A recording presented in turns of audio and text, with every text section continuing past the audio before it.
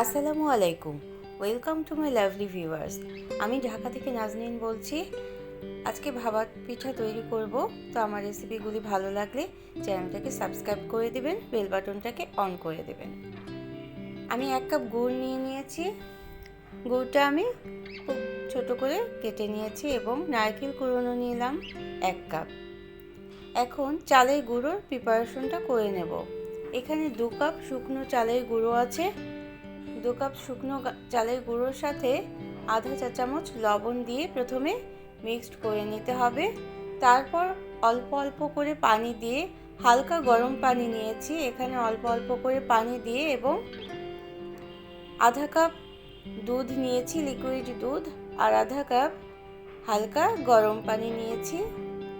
তো লিকুইডের পরিমাণ 2 কাপ চালের গুঁড়োর জন্য 1 কাপ নিতে হবে। 1 কাপ একবারে দিয়ে দেওয়া যাবে না, অল্প অল্প করে দিয়ে এভাবে চালের গুঁড়োর সাথে পানিটা মিক্সড করে নিতে হবে বা লিকুইডটা মিক্সড করে নিতে হবে। নেয়ার পরে আবারও আমি কিছু পানি দিয়ে এভাবে মিক্সড করে নিলাম। তো মোট 1 কাপ লিকুইড আমার লেগেছে 2 কাপ চালের গুঁড়োর সাথে। এটা শুকনো চালের গুঁড়ো ছিল, এজন্য পানিটা একটু বেশি লেগেছে, আর ভিজা চালের গুঁড়োর সাথে পানিটা একটু কম লাগবে, সেটা বুঝে নিয়ে করতে হবে। চালের গুঁড়োর প্রিপারেশনটা যদি খুব ভালো হয়, এভাবে মুঠি করে দেখতে হবে এবং ভেঙে ফেলে দেখতে হবে, এইভাবে তৈরি করে নিতে হবে। চালের গুঁড়োর প্রিপারেশনটা খুব ভালো হলেই পিঠাটা ভালো হবে তৈরি করা।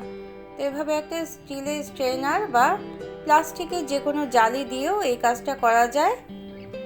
এভাবে ছেঁকে নিতে হবে।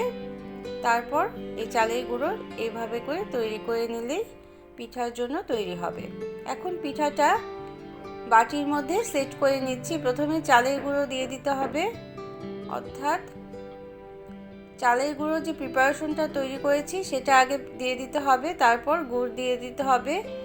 গুড়টা যার যার পছন্দ মতো, মিষ্টি যে যেমন খান সে অনুযায়ী দিতে হবে। তারপর নারকেল দিতে হবে। নারকেল দেওয়ার পর চালের গুঁড়োটা আরেক পরত দিতে হবে। দেওয়ার পর তারপর আবার গুড় দিতে হবে এবং তারপর আবার নারকেল দিতে হবে, এবং সবার শেষে চালের গুঁড়োটা দিয়ে পিঠার বাটিটা পূর্ণ করতে হবে।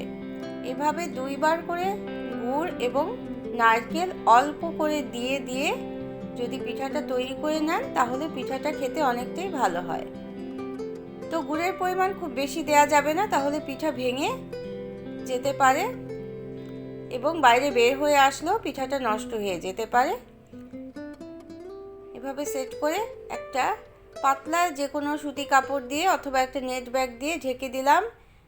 তো পাত্রে আমি প্রথমে পানি গরম করে নিয়েছি, ছোট একটা পাতিলে আধা পর্যন্ত পানি গরম করে নিয়েছি, ফুটিয়ে নিয়েছি। তারপর এভাবে একটা ছাঁকনি বসিয়ে দিয়েছি, পিঠাটা বসিয়ে দিলাম এবং ঢেকে দিলাম।